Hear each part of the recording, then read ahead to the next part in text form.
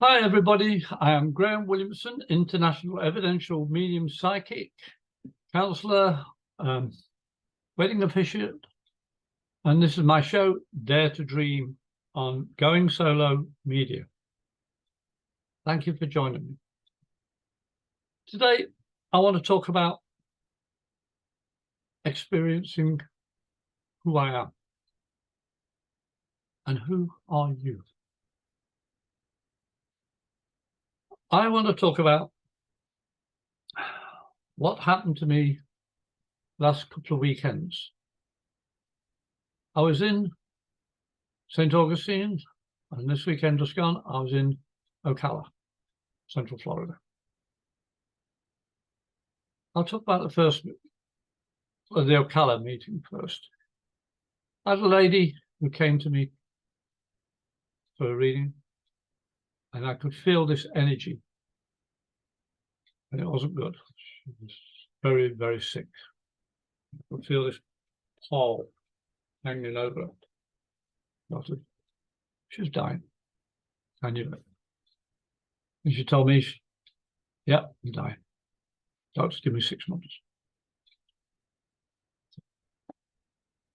Okay, and she was understandably not very happy. Switched off. She said, I don't know what you can do for me. I said, oh, I don't know really, but I said, hang on. Let's see how it goes. She said, well, I'm drawn here. I saw you and I thought, I want to sit with this guy. And she's about my age. She looked a lot older though, which is understandable. And she's sitting there. I better say this. I said to the lady, my wife calls me the comedic medium because I always make people laugh. Sure. Yeah, okay. Okay, yeah. So yeah, I don't know how I did it. And I really don't. It was a very sad occasion having this lady who was telling me she's only got 6 months to live. But I could feel a lot of energy around her, a lot of spirit. And I normally hold the person's right hand with my left hand. Initially, I'll hold both, then I'll take it off. Because I talk with my hands when I'm doing readings. And as I'm holding this lady's hand, I could feel such a warmth coming through me. And such a, so don't worry, it's just the energy. You've got a lot of people around you. And she's been, I gave her a few bits and pieces, but the main part of the story relating to you from this is I'm on my own. I'm dying. And this gentleman came through from Spirit. I said, what's this about 3 accounts you've got and the bucket list? What? I said, the bucket list. I said, you haven't done it. I said, what are you going to do with all that money? You going to give it away? What? Or is it just going to sit there until you go and that's it? I said, he died before you. And you promised you'd do your bucket list, but now you find out you died, you're just going to switch off. He knew he was going to die, and he wanted to do the bucket list, but his physical health deteriorated so quickly, he passed before he could do anything. I said, well, he's telling me. And I said a few things to her that I won't repeat verbatim, but basically I was going to give her a gentle shove in the posterior with my foot, in a good way. He wants to kick your posterior. And she started laughing. She said, that's what he always said to me. I'm going to kick you if you don't do something. And that opened the floodgate of information for her, revitalizing her, filling up her ambition in life again. I said, come on. And I got her laughing so much, she had to tell her friend, when we finished, you better go get me a change of clothes because I've had an accident with my bladder. That was the polite version. But we were laughing, it didn't matter. And a friend, after the reading, said, how did you do that? She was switched off, and now she's laughing. I said, as I said, my wife calls me the comedic medium. I don't know why I have this gift. I'm such a shy, introverted person when I was a child. When I left the Navy, I vowed I'd never go. Just said, no, so 3 bags full. So now, in 1986, I changed. I'd experienced so much in my life up to that point. I never thought I'd live to be past 31. And the reason I explained later after the reading for the second lady, I said, every morning I have Easter, I have Thanksgiving, I have Christmas, and I have New Year. Why? Because in Easter morning, every morning, I arose. I'm thankful I'm alive. Living is my Christmas present. And my New Year's resolution is to do the highest and best, better than yesterday. And helping other people have empathy, learn about empathy, enjoy being a part of this world, living world. Because that lady who was dying had no ambition. I'm dying. And it's understandable. And through the reading, I was given her hugs just to boost her energy up. But it wasn't my energy I was giving her. Well, it was a little bit, but because spirit were with me and with this woman, it was like all the warm feelings you can imagine when you watch a favorite movie or something beautiful happens in your life and it affects your heart. I keep on swallowing because I have to try and slow down the words that are being shared to you, the viewer, on my show. Because my show about daring to dream is because of my mother. She created me with my father, my real father. But he left when I was a child, and I got a fantastic dad as a bonus afterwards. My mum and my father, my stepdad, were nurses. They were physically and mentally challenged people. And they were instrumental in changing the terminology from spastic, retard, subnormal, moron and all the rest of it, to physically and mentally challenged and impaired people. All words to that effect. You see, I was lucky enough to go on the wards when I was a youngster. And in being in the ward safely, in a safe zone, these were not crazy, dangerous people that had disabilities. I learned to read people. I learned to be aware of how they were feeling here in my gut. And because of that training and my life in the forces and all the things that I did, I'm able to help this lady who was dying of cancer. Every single thing in my past brought me to that lady, brought me to you now in this recording of my show, Daring to Dream. We all have abilities, my friends. It's all mostly psychic, which is the material, the physical. But if you have empathy, love, compassion, honesty, trust, truth, and all the other positive things inside you, and you honor that, you raise your energy. Now, mine's just maybe a little bit off the floor. I'm no different from 95% of the world who's ever lived. But I am different from most of you. I know I have gifts. I know spirit guide me. I know what I'm giving you could help you find yourself. A medium's not there to tell you you've got to do A, B, C, D, E. No. A medium is there to uplift your energy, uplift your morale, your ego, your heart. Whatever's needed, upliftment, not to give a negative. I will not give a negative in a reading. If I feel a negative's coming, I recognize it and change it into a positive. This lady came all negative. She left in the best positive mood I've ever seen anybody. She was chipper. She was wanting to go, but her body wasn't as chipper as she wanted it to be, but her spirit was uplifted.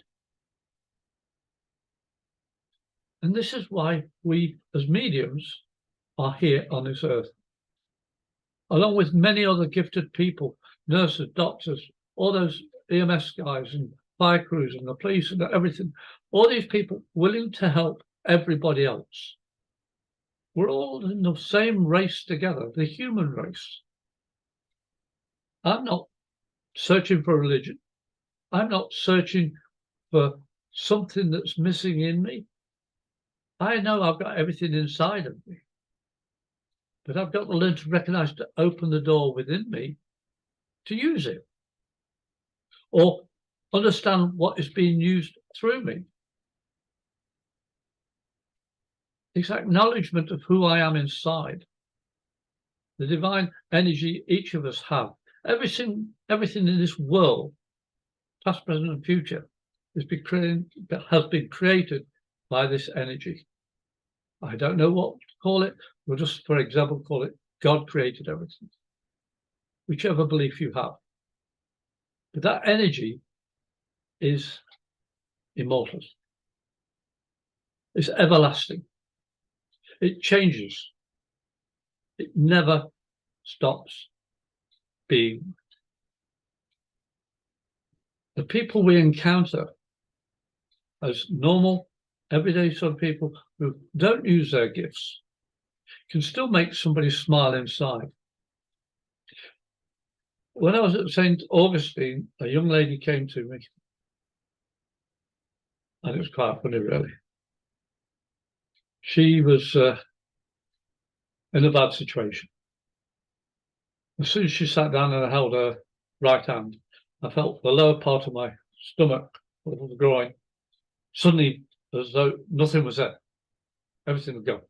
And I knew that, to me, that meant hysterectomy. Now, I'm not a medical trained person. I'm a medical intuitive. I have no qualification to diagnose, treat anybody. I just pick up the energy transmitted through them to me and my evaluation of what I feel for me. And I say to them, can you understand this? Can you understand that? Now, I always say, go and see your doctor. Have you thought about this? Go and see your doctor. I'm not diagnosing. But I said to this woman, I'm sorry for your loss. First thing I said to her, sorry for your loss. It was 2 months. How did you know? And I described the son who died. 2 months old. And she felt she'd never be a mother again. I started laughing at that. Don't ask me why. My wife calls me the comedic medium for a reason. But I don't know why I'm laughing at the time. She said, why are you laughing? I said, well, you know about life after that. She said, yeah. I said, you know, you never thought you would be pregnant in the first place, correct? She said, yeah. I said, you had a son who lasted 2 months. Yeah. I said, in those 2 months, the child was born and died after 2 months, and she had to have a hysterectomy afterwards, clarified, because she couldn't carry any more children. And I said, why do you think he picked you to be a mother? You said you could never carry a child in the first place. How do you know that? I said, because he's telling me.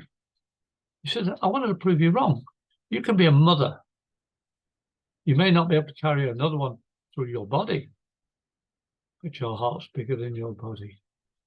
Your empathy, your love, your compassion,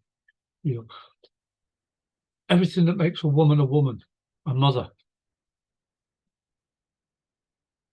I never thought of that. And evidently, her hysterectomy wasn't complete because she came pregnant again. She told me it was a hysterectomy, but it wasn't. she had a little boy again. So how am I relating on this? She miscarried. No. She thought she miscarried. She had a child, lived 2 months. She thought she had a hysterectomy. She didn't. She carried another one, full term. But she was more concerned about not being a mother, a genuine mother, because she lost a son. I said, well, you've got one. She says, but I'm not married. He left. I said, hey, my dad left when I was 1.5 years. He left, in fact, I have children. But he was my dad. Sorry, he was my father. If it wasn't for him, I wouldn't be here. If it wasn't for you, your son in that buggy wouldn't be here. Even though the husband's gone, or the partner disappeared. And she looked at me, she says, I never thought about it that way. I said, and, now this is totally spirit-led. I said, and you found somebody worthy to love back. You found a new person. That's good. Well, at the end of the reading, she was laughing and joking, and it was a wonderful reading. Well, the following day, she came back again, but this time with her fiance and his mother and her child. And she pointed to me, and he came and sat down, the fiance, and I kept telling her, shut up, leave, go. And she was laughing so hard. She goes, what do you do? We can't do that with her. I said, she knows where I'm coming from. I said, you are hiding your empathy. You're hiding what you feel you shouldn't share with her. I said, you're committing yourself to marrying this woman.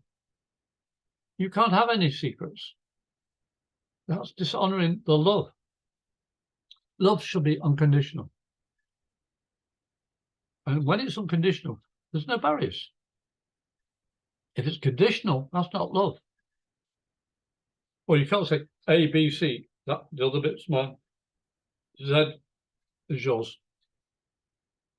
No, you can't do that. I learned the hard way. I've been married twice before. That's another story. So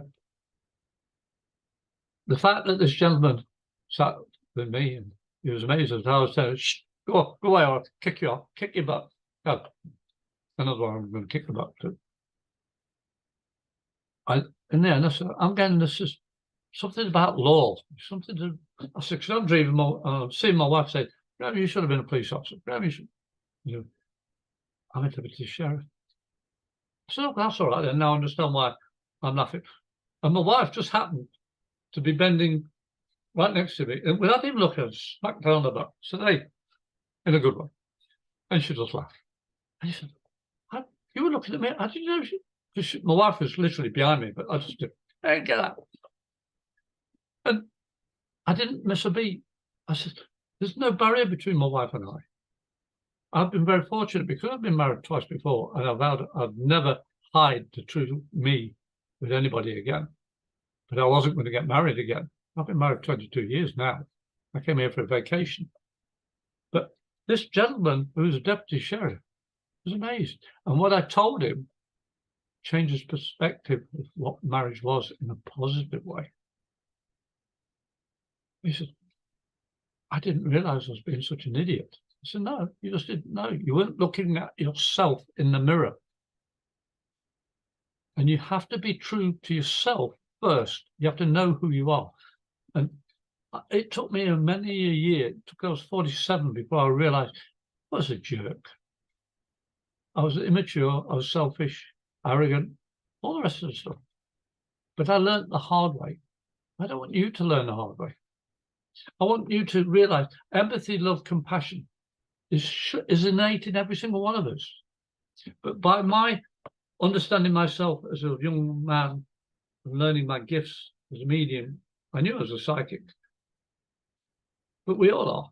But by elevating my energy, by being honest, by being truthful, with compassion, with love, with care, honesty, I've raised my vibration. You can. I mean, when you can make somebody laugh who's on death's door, is a joy to behold. And I can't even begin to give it justice, just relating it over the show this way. But I don't know how to convey it better, that life after death has to begin before you die. You have to live your life to the best of your ability. And they'll say, oh, but you don't understand. Hey, all the things that happened to me, I shouldn't be here by logic, by statistics. I should have died at least in one of the 3 car accidents I was in, or being shot at, or holding a bomb. My friend going to war and took my ship and never came back. All these things happened in my life. Being a drunk, being married twice before, and having a son, daughter in England. And I lost touch because I was stupid. But because of the things that I learned from all my past, enabled me to help the people that come to me or are touched by my energy, their energy touches mine. Empathy, straight away. If I don't like the energy, I find a way of getting out of there or changing.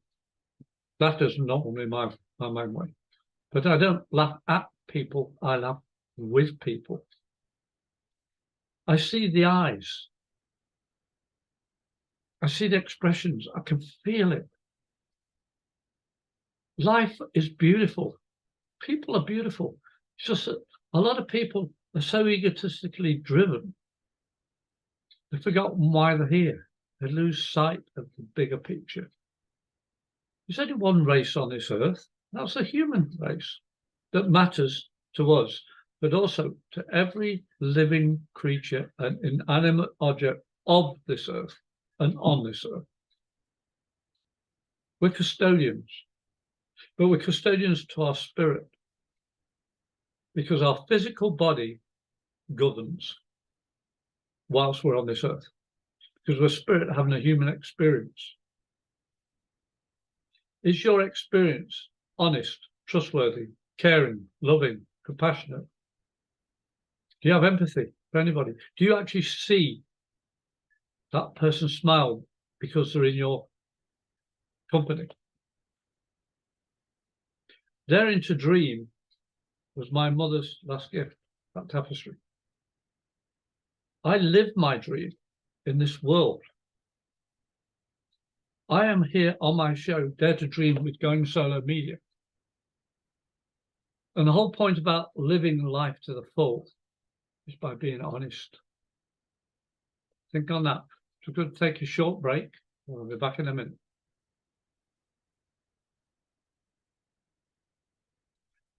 Hi, everybody. I'm back again. What I was saying about living life. Going Solo Media allowed me to have these shows because CC Shouts, the founder of this wonderful media. And there's so many different ways of communication. And she has so many outlets. I can't name them all. But if you want to get in touch with me, send me an email to theBrit, THEBRITT77 @hotmail.com. Or you can phone me, USA, Florida, 352-409-1060. Leave a voice message, otherwise I can't respond. Or you can contact me on Facebook, Graham Williamson.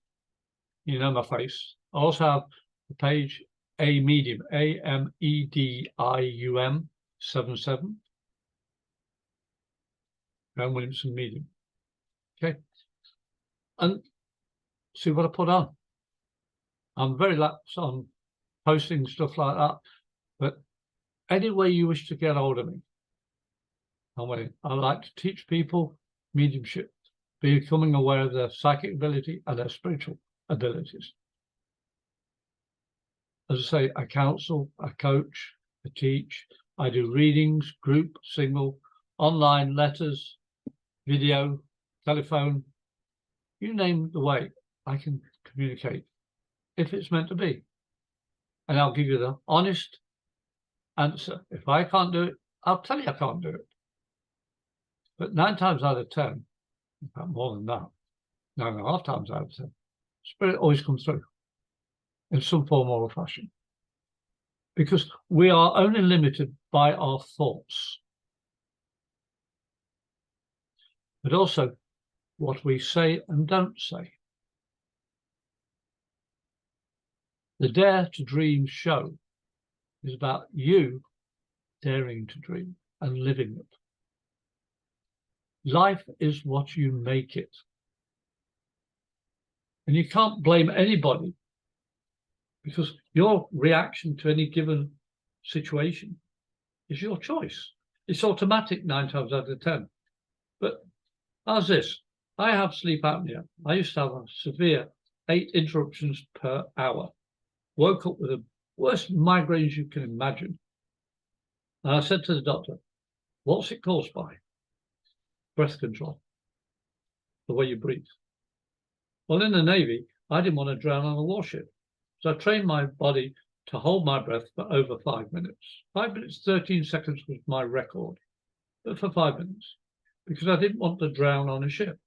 So I taught myself to have lungs that go below the normal waistline level, because I just wanted to survive, because I was scared stiff of drowning.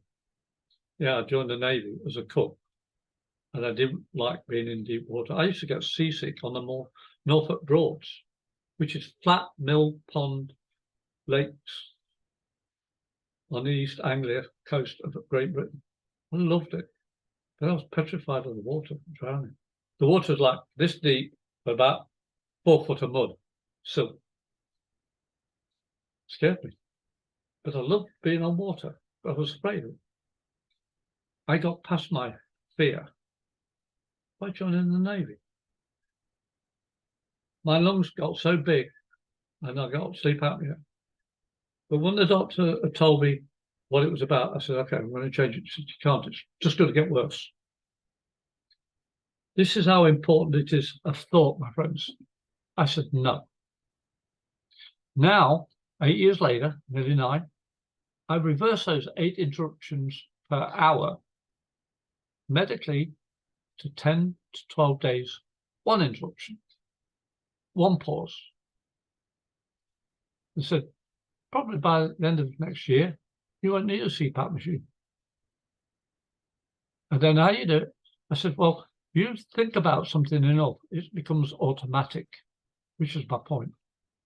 And if you concentrate enough on the automatic, listening to yourself, your guts, your voice, your heart, before the head, you can change everything. Willpower. You can react how you feel comfortable, or you can react not at all. Even not doing anything is a reaction, if it's intentional. You see, we are limited only by what we've been told and what we've been shown, etc., etc. But it's one thing I've learned on this time I've been on this earth. I see things different from you. You see things different from me. That's a fact, because I'm not you. I don't see, feel, hear, sense what you do. But because I'm on the show, daring to dream, to share what we all could do, is become one with one another, with empathy, love, compassion, care. I really want you to think about what your limitations are. I don't have any, apart from respectful. I'm respectful to people. I don't push my opinion on somebody else. I'm talking about my experiences, not yours. What I experienced with the lady who was dying, what I experienced with the lady who had hysterectomy, what I see, feel, hear, and say is important. I'm answerable for what I share. You're answerable for how you react. I hope what I've told you, you can come back and watch my show, or send me the email, as I said, to thebrit77@hotmail.com. leave a message. My telephone 352-409-1060. Leave a voice message, that's Florida, USA. Or go to Facebook and join me that way.